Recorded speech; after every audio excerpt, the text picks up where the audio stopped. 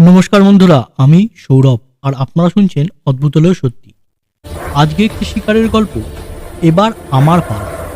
লেখক ভদ্রেশ্বর মন্ডল।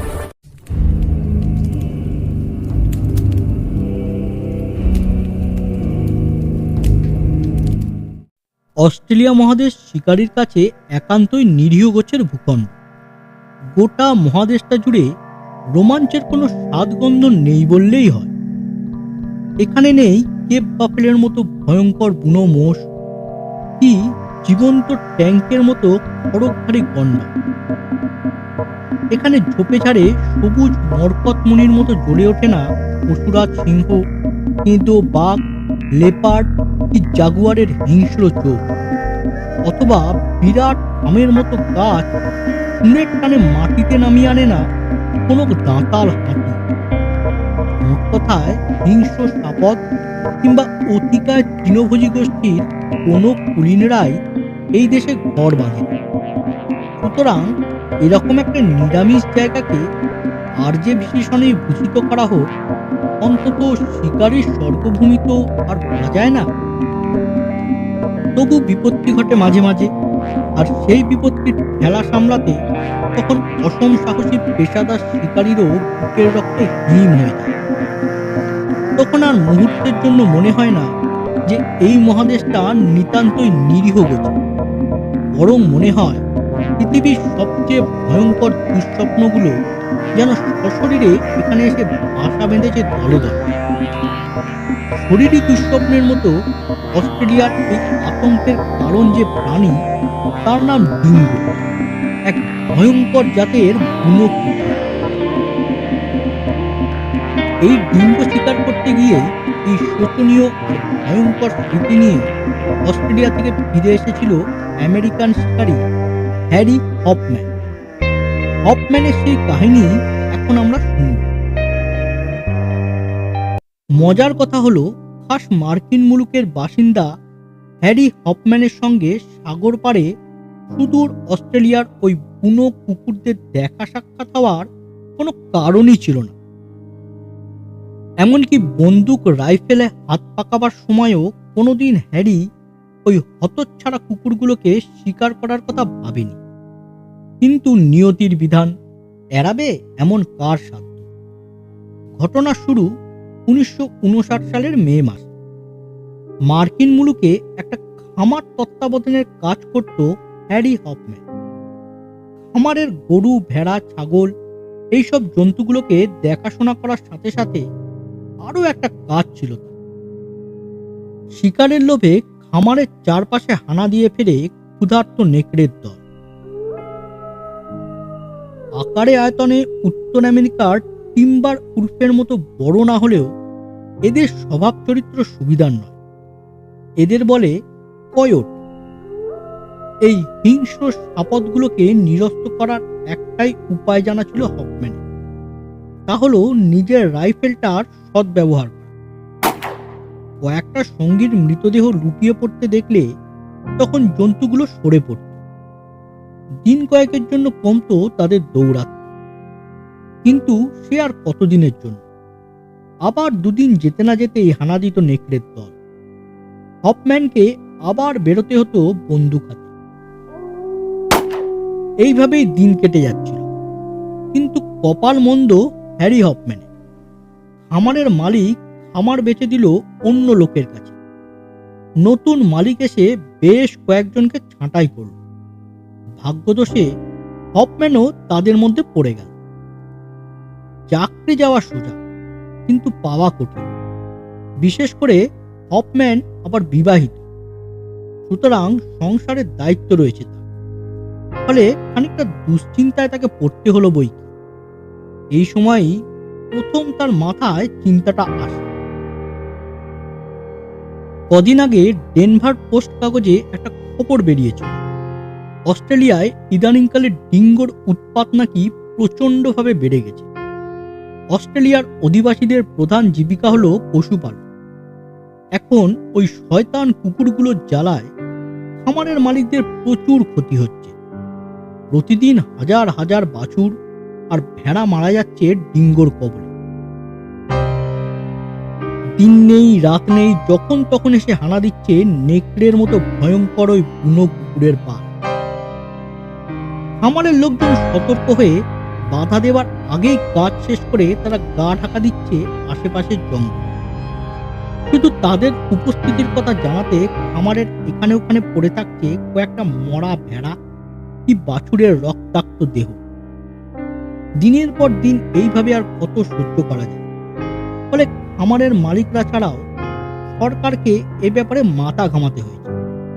কিন্তু অনেক মাথা ঘামিয়েও সমস্যার কোনো সুরাহা হয়নি। বুনো কুকুরগুলো অস্ট্রেলিয়ার সরকারকে মেনে নিতে রাজি নয়। বুদ্ধির পাল্লাতেও তারা কম যায় না।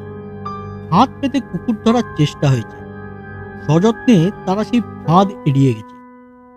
খাবারের সঙ্গে বিষ মিশিয়ে রাখলে তারা সে খাবার স্পর্শ মাত্র করেনি। আরো কত রকমের যে চেষ্টা হয়েছে তার ইয়ত্তা নেই। কিন্তু কোথায় কি? সরকার আর খামার মালিকদের সব চেষ্টা ব্যর্থ করে দিয়ে কুকুরগুলো তাদের কাজ চালিয়ে যাচ্ছে একটানা। শেষ পর্যন্ত সরকারকে শিকারীদের শরণাপন্ন হতে হয়েছে। প্রতিটা কুকুরের মাথার দাম হিসাবে সরকার পুরস্কার ঘোষণা করেছে 1 পাউন্ড বা প্রায় 16 টাকার মতো। এই পুরস্কারের ব্যাপারটাই মনে ধরল হফম্যানের। খামারের কাজ করার সময় নেকড়ে মেরে হাত পাকিয়েছে সে। ফলে ওই বুনো কুকুরগুলোকে শিকার করা তার কাছে খুব একটা কঠিন কাজ বলে মনে হলো না। অস্ট্রেলিয়ায় ডিঙ্গোর অভাব নেই, এমনকি দিনে গোটা 50 করে শিকার করাও অসম্ভব কিছু নয়। অর্থের দিক দিয়ে সেটা রীতিমতো লাভজনক। অস্ট্রেলিয়ায় যাবার আরো একটা কারণ ছিল হফম্যানের। স্ত্রী ম্যাডালিন হলো অস্ট্রেলিয়ারই মেয়ে। তার বাবা মা সেখানেই থাকে। অনেকদিন হলো বাবা মাকে দেখেননি ম্যাডালিন। হফম্যানও যথেষ্ট সময় করে উঠতে পারেনি তাকে নিয়ে যাওয়ার জন্য। এখন হ্রদ দেখা আর কলা বেচা দুই চলতে পারে। ম্যাডালিন যাবে বাবা মাকে দেখতে, আর হফম্যান উপার্জনের চেষ্টা। দেখা যাক, সেরকম রোজগারপত্র হলে আমেরিকায় ফিরে নিজের নামেই একটা খামার কিনে নেবে খন হফম্যান। মোটামুটি এই ধরনের একটা পরিকল্পনা মাথায় নিয়ে 60 সালের গোড়ার দিকে প্লেনে চড়ে হ্যারি হফম্যান সস্ত্রীক পাড়ি জমালো অস্ট্রেলিয়ার উদ্দেশ্যে। 11ই জানুয়ারি ব্রিসবেনে এসে নামলো হফম্যান আর ম্যাডালিন। ম্যাডালিনকে যথাস্থানে পৌঁছে দিয়ে হফম্যান এসে দেখা করলো ব্রুস ক্যাভানোর সঙ্গে। ক্যাভানো প্রৌঢ় মানুষ, ক্ষেত খামারের সংরক্ষণের কাজে সরকারের ভারপ্রাপ্ত কর্মচারী। আন্তরিকভাবেই হফম্যানকে অভ্যর্থনা জানালেন ক্যাভানো। তারপর আলোচনার শুরুতেই বললেন, কুকুরগুলো সম্বন্ধে আমাদের বক্তব্য আগে শুনে নিন, তারপর আপনার পথ আপনি ঠিক করবেন। সত্যি বলতে কি, শয়তানগুলো আমাদের জ্বালিয়ে খেলো মশাই। নইলে সরকার কি দানসত্র খুলে বসেছে যে কুকুর মারলে টাকা দেবে? চেষ্টা হয়েছে হাজার রকম, কিন্তু কিছুতেই কিছু লাভ হচ্ছে না। তাই শেষমেশ এখন এই পথই ধরতে হয়েছে আমাদের। অন্য আর উপায় কি বলুন? কিন্তু এতেই বা বিশেষ সুবিধা হচ্ছে কি? এখানকার আদিবাসী শিকারীরাও হয়েছে তেমনি। গোটা কয়েক কুকুর মেরেই যেই কিছু টাকা পেল, অমনি রইল তার শিকার। বাবু বেরিয়ে পড়লেন ফুর্তি করে। কত চেষ্টা করেও আর তাদের আপনি ধরে রাখতে পারবেন, অথচ ওদের বাদ দিলেও চলে না।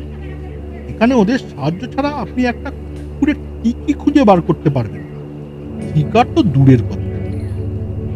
বুনো কুকুরগুলো ঝোপঝাড় আর পাথরের চাইয়ের আড়ালে এমন ভাবে লুকিয়ে থাকে যে হাজার চেষ্টা করলেও কোনো বিদেশি শিকারীর পক্ষে ওদের খুঁজে বের করা সম্ভব নয়। ওদের খুঁজতে দরকার স্থানীয় আদিবাসীদের বনে জঙ্গলে অভ্যস্ত সতর্ক চোখ। তাই শ্বেতাঙ্গ বা অন্যান্য বিদেশি শিকারীরা যখন ডিঙ্গ মারতে আসে, তখন তাদের সঙ্গে আমরা একজন করে স্থানীয় আদিবাসী শিকারী দিয়ে দিই। কুকুর পিছু টাকা পায় বিদেশি শিকারী, আদিবাসীটি মাস মাইনেতে কাজ করে। আপনাকেও আমরা একজন সঙ্গী দিয়ে দেব। একটু থামলেন ক্যাভানো, তারপর আবার বললেন, তবে একটু সাবধানে থাকবেন মিস্টার হফম্যান। ডিঙ্গোর দাঁতে বড় মারাত্মক বিষ, একবার কামড়ালে আর রক্ষা নেই। সঙ্গে সঙ্গে ঠিকমতো চিকিৎসার ব্যবস্থা না হলে মানুষটাকে বাঁচানো খুবই কঠিন। তাই একটু বাঁচিয়ে চলবার চেষ্টা করব। পরদিন সকালে প্লেনে করে হফম্যান তার আদিবাসী সঙ্গীকে নিয়ে পাড়ি দিল উত্তর পশ্চিম কুইন্সল্যান্ডে। ক্যাভানোর কথা মতো এই জায়গাতেই এখন ডিঙ্গোর দৌরাত্ম্য সবচেয়ে বেশি। পথে যেতে যেতে সঙ্গীটির সঙ্গে আলাপ জমে গেল হফম্যান। তার নাম টমি, লোকে ডাকে ন্যাটা টমি। বয়স হবে বছর 27, পড়াশোনাও করেছে সরকারি স্কুলে, ফলে কথাবার্তা চালাবার মতো চলনসই ইংরেজি জানা আছে। হফম্যানের কোনো অসুবিধাই হচ্ছিল না কথাবার্তা বলে। খানিকক্ষণের মধ্যেই প্লেন এসে নামলো এক বিরাট খামারের মাঝখানে। ওদের দুজনকে নামিয়ে দিয়ে আবার উড়ে চলে গেল। খামারের মালিক মিস্টার উইলোবো জাতে ইংরেজ, অস্ট্রেলিয়ায় সবচেয়ে ধনী খামার মালিকদের একজন। বিরাট খামার, লোক লস্কর গাড়ি ঘোড়া নিয়ে বেশ একটা স্বয়ংসম্পূর্ণ অঞ্চল গড়ে তুলেছে উইলোবো। সবকিছুই পাওয়া যায় এখানে। খামারের মাঝখানে বেশ সুন্দর একটা বাংলো ধাঁচের বাড়ি। উইলোবির সঙ্গে কথা হচ্ছিল ওই বাংলোর বারান্দায় বসে। হঠাৎ কথা বলার মাঝখানে লাফিয়ে উঠলেন উইলোবি। অনেকটা দূরে ঘাস জমির উপর চড়ে বেড়াচ্ছে ষাঁড় আর গরুর পাল। খানিকক্ষণ সেদিকে তাকিয়ে থেকে চেঁচিয়ে উঠল, ওই শয়তানগুলো আবার হানা দিয়েছে। কথাটা বলেই বারান্দার দেওয়ালে ঝোলানো বন্দুকটা এক ছটকায় টেনে নিয়ে ছুটলেন বাইরের দিকে। টমি আর হফম্যানও তার পিছনে পিছনে বেরিয়ে এল। দূরে, বেশ কিছুটা দূরে, যেখানে খামারের জন্তুগুলো চড়ে বেড়াচ্ছে, সেই দিকে তাকিয়ে হফম্যানের চোখে পড়ল কতগুলো বাদামি রঙের ছোট ছোট প্রাণী লাফিয়ে এগিয়ে চলেছে পাল্টার দিকে। বাংলোর বাইরে ঘোড়া রাখা ছিল। চটপট উঠে পড়ে ঘোড়া ছোটালো 3 জন। মিনিট 5 মতো সময় লাগলো অকুল স্থলে পৌঁছতে, কিন্তু ততক্ষণে যা হওয়ার হয়ে গিয়েছে। কাঠ সমাধা করে ডিঙ্গোর দল গা ঢাকা দিয়েছে জঙ্গলের মধ্যে। ঘাস জমির উপর পড়ে রয়েছে একটা অল্প বয়সী ষাঁড়ের রক্তাক্ত মৃতদেহ। পেট চিরে ফেলে তাদের লিভারগুলো উদরস্থ করেছে খুদে সাপদের দল। গাছে না উঠতেই এক কাঁদি, মনে মনে ভাবলো হফম্যান। পৌঁছতে না পৌঁছতেই ডিঙ্গোর সাথে ভালো মতো আলাপ পরিচয় হয়ে গেল। পরের দিন সকালেই টমিকে সঙ্গে নিয়ে হফম্যান বেরিয়ে পড়ল ডিঙ্গোর খুঁজে। ডিঙ্গোর দল সাধারণত গরু কিংবা ভেড়ার পাড়ের কাছাকাছি সুযোগের অপেক্ষায় ঘর ঘর করে দেয়। সেই আন্দাজ মতো দূরে যেখানে উইলোবির খামারের একপাল গরু ভেড়া চড়ছিল, সেদিকে এগিয়ে গেল শিকারী দুজন। কিছুটা গিয়ে একটা বড় ইউক্যালিপটাস গাছ। হফম্যানকে অপেক্ষা করতে বলে টমি তত্তর করে গাছ বেয়ে উঠে গেল উপরে। তারপর সেখান থেকে সতর্ক চোখে খুঁটিয়ে দেখতে লাগলো চারিদিকে। এদিক ওদিক খানিকক্ষণ চোখ ঘোরাবার পর হঠাৎ তার দৃষ্টি এক জায়গায় এসে আটকে গেল। অনেকটা দূরে ঝোপের মধ্যে কিছু একটা নাড়াচাড়া চোখে পড়েছে। লালচে বাদামি রঙের কয়েকটা সচল বস্তু। ডিঙ্গো। মাটির উপর দিয়ে দৌড়ে গেলে কুকুরগুলো দেখতে পেয়ে পালাবে, তাই ঝোপঝাড়ের আড়ালে হামাগুড়ি দিতে দিতে তারা এসে পৌঁছলো গরু ভেড়ার পাল্টার কাছাকাছি। মাটির উপর কনুইয়ে ভর দিয়ে শুয়ে থাকা অবস্থাতেই টমি তার রাইফেলের সেফটি ক্যাচ টেনে তৈরি হয়নি। হফম্যানও প্রস্তুত হল। খানিকক্ষণ বাদে তার পাশের জঙ্গল থেকে মাঠের উপর বেরিয়ে এলো একটা বাদামি রঙের কুকুর। মুখের আদল অবিকল নেকড়ের মতো, সতর্ক চলাফেরা। তার পিছনে আরো একটা, আরো আরো আরো প্রায় গোটা 12 জন্তু আত্মপ্রকাশ করলো মাঠটার উপরে। সরীসৃপের মতো মসৃণ সতর্ক গতিতে তারা এগিয়ে চলল গরুর পাল্টার দিকে। মৃত্যু দূতের দল। কানের কাছে একটা ফিসফিসে গলা শুনতে পেল হপম্যান। সাহেব, গুলি চালাও। সঙ্গে সঙ্গে একটা রাইফেলও গর্জন করে উঠল। কথা বলতে বলতেই গুলি চালিয়েছে টমি। অভ্রান্ত লোক, কপালের ঠিক মাঝখানে মৃত্যু চুম্বন নিয়ে লুকিয়ে পড়লো একটা ডিম। আবার গর্জে উঠল টমির রাইফেল। আরো একটা কুকুর লুকিয়ে পড়লো মাটিতে।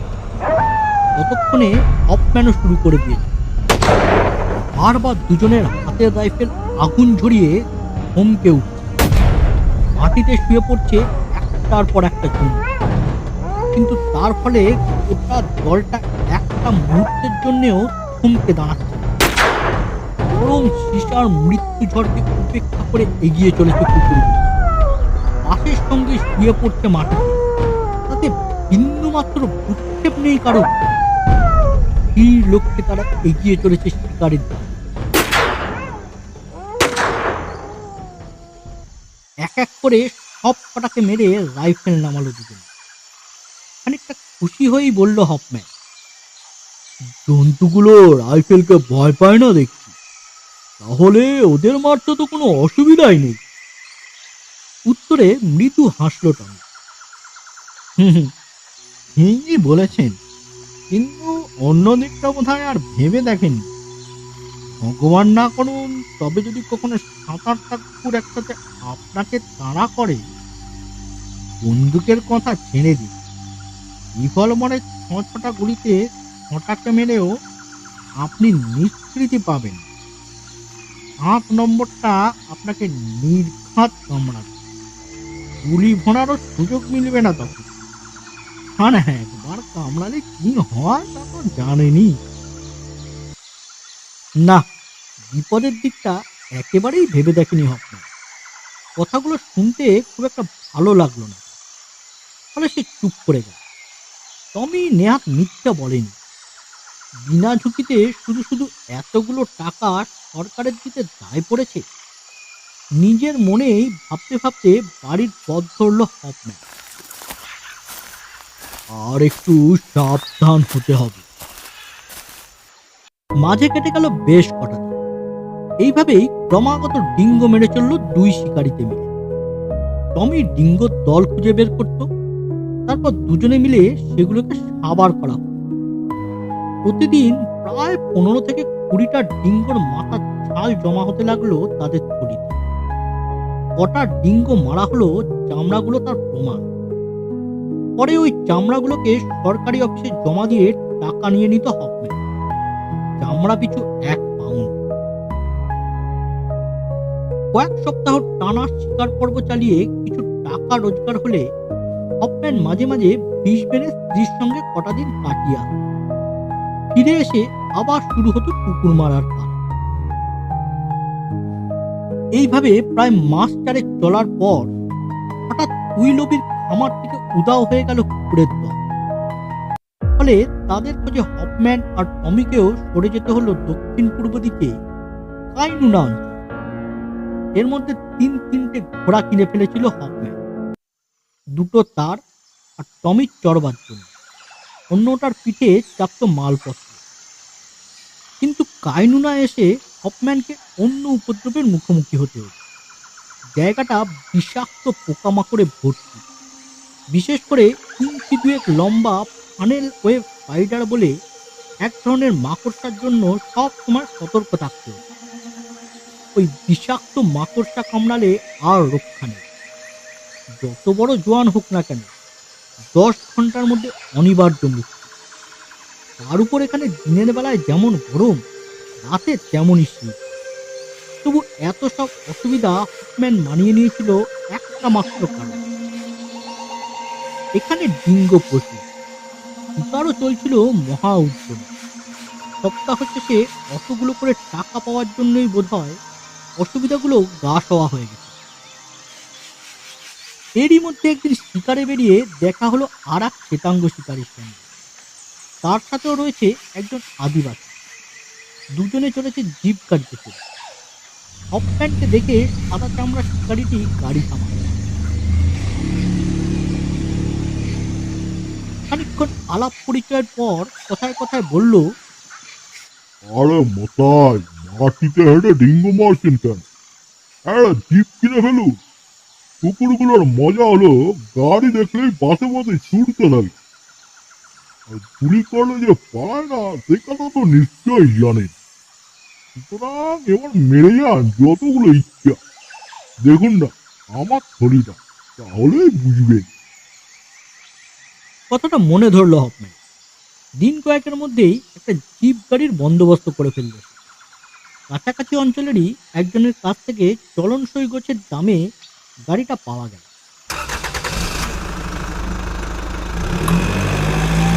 ফল ফুললো একেবারে হাতে নেই। জিপে ঘুরে দিনে প্রায় 60টা করে কুকুর মারতে শুরু করলো হপম্যান আর টমিতে মিলে। রোমাঞ্চ আর টাকার নেশা পেয়ে বসলো হপম্যান। ম্যাডালিনের সপ্তাহ ধরে চলতে লাগলো শিকার। হিসাব করে হপম্যান দেখলো এইভাবে চললে আর মাত্র কয়েকদিনের মধ্যেই মার্কিন মুলুকে ফিরে গিয়ে সে অনায়াসে একটা ছোটখাটো খামার কিনে নিতে পারবে। সেই পরিকল্পনা মতো অন্তত আর কয়েকটা সপ্তাহ অস্ট্রেলিয়ায় কাটিয়ে যেত হপম্যান, যদি না তাকে এর মধ্যে এক ভয়ঙ্কর ঘটনার সাক্ষী হতে হতো। 1960 সালের 19শে জুন, সেদিন বৃহস্পতিবার সকাল 10টা নাগাদ টমিকে সঙ্গে নিয়ে শিকারে বেরিয়েছিল হপম্যান। পাহাড়ি পথ বেয়ে জিপ ছুটে চলেছে টিলার উপরে। খুব বড় গোছের টিলা না, ছোট পাথুরে স্তূপ মতো। মোটা শক্ত গোড়াওয়ালা কাঁটা গাছ ছাড়া আর কোনো উদ্ভিদের পক্ষে পাথুরে মাটির বুক ফাটিয়ে এখানে মাথা তোলা কঠিন। এখান থেকে নিচে অনেক দূর অব্দি চোখ যায়। টিলার মাথায় পৌঁছে গাড়ি থামালো হপম্যান। নিচে বিস্তীর্ণ তৃণক্ষেত্র, সবুজ মাঠ আর ঝোপঝাড়ের ফাঁকে ফাঁকে এখানে ওখানে ছড়িয়ে আছে বড় বড় পাথরের চাঁই। নিচে বেশ কিছুটা দূরে বয়ে যাচ্ছে সরু রূপলি ফিতের মতো মিচেল নদী। তার মধ্যে কোথায় ডিঙ্গো লুকিয়ে আছে সাধারণ মানুষ কাছ থেকেই তা বুঝতে পারবে না। আর এত দূর থেকে তো কোনো প্রশ্নই নেই। তবে টমির কথা আলাদা। জিপের ওপর উঠে দাঁড়িয়ে শিকারির বাজ পাখির মতো তীক্ষ্ণ দৃষ্টি মেলে সে বেশ কিছুক্ষণ ধরে পর্যবেক্ষণ করলো চারিদিক। তারপর একসময় নিচে মিচেল নদীর দিকে আঙুল দেখিয়ে বলল, ওই দিকে চলুন। টমির এ ব্যাপারে বিশেষ কুকুর হয় না। তার কথা মতো হপম্যান জিপ নামিয়ে আনলো টিলার উপর থেকে সমতল ভূমি। উই ঢিপি ঝোপঝাড় আর পাথর ডিঙিয়ে জিপ নামলো এসে হাঁটু সমান উঁচু ঝোপঝোপের মাঝখানে। টমির কথা মতো কুকুরগুলো ওই ঘাস ঝোপের মধ্যেই থাকার কথা। জিপ চলছে। হঠাৎ একটা বাদামি রঙের কুকুর লাফিয়ে উঠলো ঝোপের মধ্যে থেকে। তারপর আরেক, আশেপাশে আরো 2-4টে দেখা দিল। শেষমেশ অনেকগুলো কুকুর জিপটাকে ঘিরে ছুটতে আরম্ভ করে। ডিঙ্গোরা দল বেঁধে দিল। এই দলটায় ছিল প্রায় গোটা 12 কুকুর। ব্রেক চেপে গাড়ি থামালো হপম্যান। কুকুরগুলো জিপটাকে ঘিরে গোল হয়ে বসে পড়ল। কেউ কেউ জিপের চারপাশে ঘুরে ঘুরে শুঁকতে লাগলো, আবার কেউ কেউ খুদে খুদে সবুজ চোখ মেলে চেয়ে রইল। পাশে ঝোলানো রাইফেল হাতে তুলে নিল শিকারী দুজন। শুরু হলো কুকুর মারার পালা। এমনিতেই খুব সোজা কাজ, তবে একটু দেখে শুনে গুলি ছুটতে হয়। কুকুরগুলো দু চোখের মাঝখানে ইঞ্চি 2 চওড়া কপালের মতো জায়গাটাতে গুলি করাই ভালো, তাহলে আর চিন্তার কিছু নেই। নইলে আহত ডিঙ্গো বড় মারাত্মক। তখন হয় সে নিজে মরবে, নয় শিকারীকে মারবে।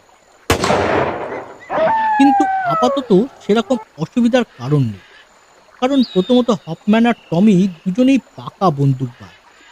দ্বিতীয়ত ডিঙ্গোগুলো একদম হাতের আওতার মধ্যে প্রায় স্থির হয়েই বসে আছে। ফলে কিছুক্ষণের মধ্যেই সব কটা জন্তু মারা পড়ল। এইবার চামড়া ছাড়ানোর কাজ। অবশ্য পুরো চামড়াই নয়, কুকুরগুলোর মাথার চামড়াটুকু ছাড়িয়ে নিলেই হবে। রাইফেল রেখে দিয়ে ছুরি হাতে টমি লাফিয়ে পড়লো সেই কাজ করতে। হপম্যানও বন্দুকটা জিপের মধ্যে রেখে একটা বড় ছুরি হাতে নেমে এলো টমিকে সাহায্য করতে। এই কাজটা তার একেবারে ধাতে সয় না, কিন্তু তবু একজনের কাজ দুজনে করলে অনেকটা সময় বাঁচে। আর হপম্যানের কাছে এখন সময় মানেই টাকা। 3টে কুকুরের চামড়া ছাড়িয়ে সবে 4 নম্বরটায় ছুরি চালিয়েছে হপম্যান। এমন সময় একটা তীব্র আর্তনাদ তার কানে ভেসে এলো।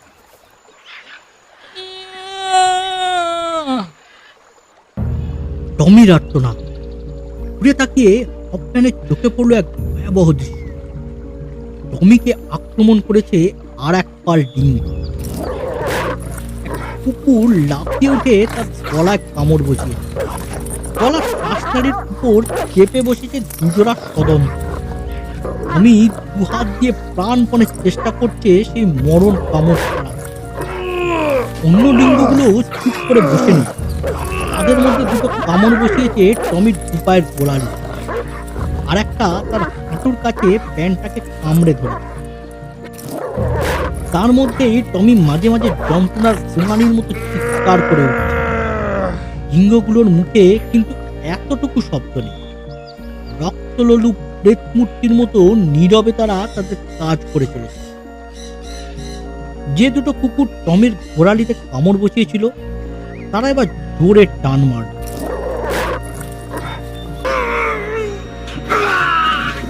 এক একটা ঝটকায় গোড়ালির পিছনের রগ দুটো গেল ছিঁড়ে। সঙ্গে সঙ্গে কাটা কলা গাছের মতো মাটিতে ছিটকে পড়লো টমির গোটা দেহ। তৎক্ষণাৎ একসঙ্গে সমস্ত কুকুরগুলো ঝাঁপিয়ে পড়লো তার পেটের উপর। মুহূর্তের মধ্যে তীক্ষ্ণ দাঁতের মারাত্মক কামড়ে ছিন্ন হয়ে গেল পেটের নরম মাংস। এতক্ষণ যে কুকুরটা টমির গলা কামড়ে ঝুলছিল সেটাও গলা ছেড়ে দিয়ে এসে কামড় বসালো পেটের উপর। তীব্র একটা চিৎকার বেরিয়ে এলো টমির গলা থেকে।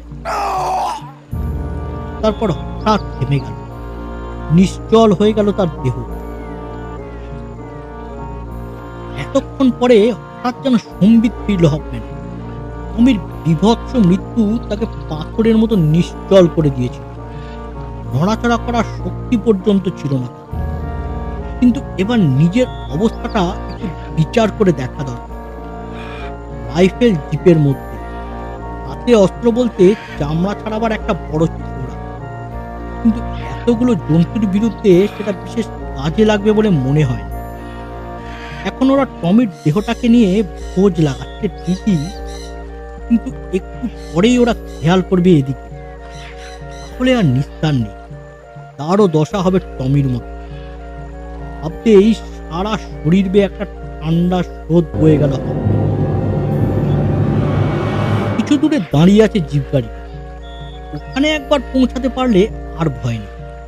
কিন্তু শয়তান কুকুরগুলো চোখ এড়িয়ে এতদূর কি পৌঁছতে পারবে হপম্যান? তবে এছাড়া উপায় বা কি? চুপচাপ দাঁড়িয়ে থেকে মৃত্যুর জন্য অপেক্ষা করার কোনো মানে হয় না। কুকুরগুলোর দিকে একবার তাকালো হপম্যান। না, এখনো ওরা টমির মৃতদেহ নিয়ে ব্যস্ত। এদিকে বিশেষ কারো দৃষ্টি নেই। সঙ্গে সঙ্গে জিপের দিকে ছুট লাগালো। জিপের কাছাকাছি প্রায় পৌঁছে গেছে হপম্যান। আর মাত্র 4 গজ। এইটুকু পথ পেরোলেই সে নিরাপদ। কিন্তু ভাগ্য খারাপ, একটা কুকুর দেখে ফেললো তাকে। সঙ্গে সঙ্গে বিদ্যুৎ গতিতে ছুটে এসে জিপটাকে আড়াল করে দাঁড়ালো হপম্যানের সামনে। অপেক্ষা করার মতো সময় নেই, তাহলে অন্য কুকুরগুলো এসে পড়বে। হাতে ছুরিটা শক্ত মুঠোয় চেপে ধরে শ্বেতাঙ্গ হ্যারি হপম্যান তৈরি হলো লড়াইয়ের জন্য। মাটির ওপর ঘুড়ি মেরে এগিয়ে এলো ডিঙ্গো। ছুরি হাতে হপম্যান সতর্ক হল। চকিত বন্য ক্ষিপ্রতায় লাফ দিল ডিঙ্গো। লক্ষ্য শত্রুর তলপেট। কিন্তু কুকুরের দাঁত হপম্যানের তলপেট স্পর্শ করতে পারল না। তার আগেই শিকারীর হাতে ছোড়া ছবল মারল ডিঙ্গোর একটা চোখের উপর। মাটিতে ছিটকে পড়লো আহত ডিঙ্গো। কিন্তু পরক্ষণে ঘুরে এসে চোখের পলক ফেলার আগেই আবার আক্রমণ করলো। এবার লক্ষ্য শত্রুর কণ্ঠনাদ। এক ঝটকায় সরে গেল হপম্যান। তবে গলা বাঁচলেও আক্রমণের ধাক্কাটা পুরোপুরি এড়ানো গেল না। ডিঙ্গোর মারাত্মক দাঁত চেপে বসলো তার গালের উপর। সঙ্গীন মুহূর্তে কিন্তু বুদ্ধি হারল না হকম্যান। অব্যর্থ লক্ষ্যে তার হাতের ছোড়া নেমে এলো বুনো কুকুরটার বুক আর পেটের উপর। ডিঙ্গোর প্রাণহীন দেহ লুটিয়ে পড়লো মাটিতে। তাড়াতাড়ি জিপে উঠে ঝড়ের মতো গাড়ি চালিয়ে দিল হকম্যান। তার গালের উপর অনেকটা জায়গা জুড়ে কেটে বসেছে ডিঙ্গোর দাঁত। কত বিষিয়ে উঠলে আর রক্ষে নেই। কাছাকাছি এক সরকারি প্রতিনিধির নিজস্ব প্লেন রয়েছে, এটা নিয়েই হাসপাতালে পৌঁছতে হবে। হাসপাতালে যখন হফম্যান এসে পৌঁছলো তখন তার সমস্ত মুখ ফুলের ঢোল, জ্বরে প্রায় বেহুঁশ, হাতে পায়ে খিঁচুনি শুরু হয়েছে। 5 সপ্তাহ, দীর্ঘ 5 সপ্তাহ হাসপাতালে থাকার পর সুস্থ হলো হফম্যান। ভাগ্য ভালো তারও প্রায় সপ্তাহখানেক বাদে ব্রিসবেন থেকে হফম্যান সস্ত্রীক দেখা করলো মিস্টার ক্যাভানোর সাথে। যথেষ্ট হয়েছে মশাই, আর এখানে থাকতে চাই না, গালে শুকিয়ে আসা ক্ষতচিহ্নটা দেখিয়ে বলল হফম্যান। আর আপনার ভয়ের কিছু নেই। একবার ডিঙ্গোর কামড় থেকে বেঁচে আসলে পরে কামড়ালেও আর কোনো ক্ষতি হয় না। অনেকটা ওই টিকার মতো ব্যাপার আর কি। সুতরাং থেকে যান, আমাদেরও সুবিধা হবে আর আপনারও ভালোই রোজগার হবে। উত্তরে মৃদু হাসলো হফম্যান। আচ্ছা মিস্টার ক্যাভানো, আপনি কখনো একবার ডিঙ্গোর কবলে কোনো মানুষকে মারা পড়তে দেখেছেন?